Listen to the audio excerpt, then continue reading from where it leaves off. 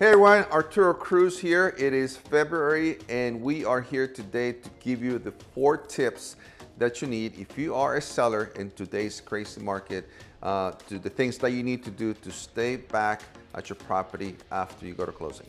Come back and see us.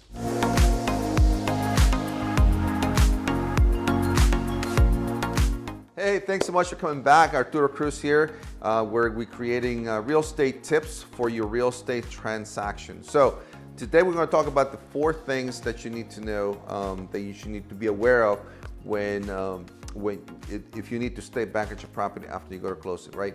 Number 1 is something that you need to disclose. You need to have a conversation with your agent to really to determine how much time you're going to need, and disclose it as part of when the property gets listed, right?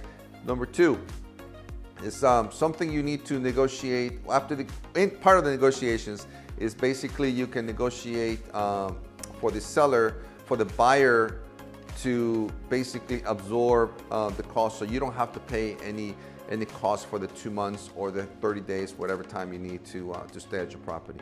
Number 3, so most lenders, if you have a buyer who's financing the property, the lender is going to allow up to 60 days to stay, for you to stay back at the property.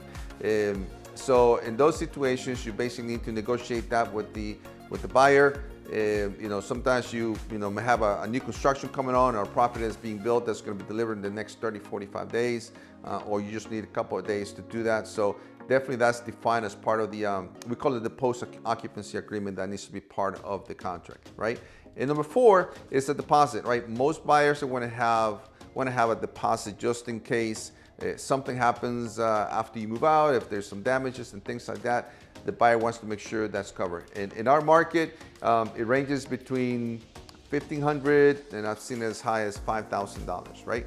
So those are the things that we see that in our market. The market's still very competitive, so certainly as a seller, you have advantage of to be able to negotiate that and leverage that as part of the transaction.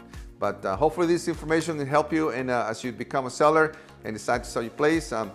Thank you so much for watching this movie. Don't forget to subscribe to our YouTube channel and all the social media out there. Arturo signing off for another real estate tip on real estate. Thanks so much. Bye-bye.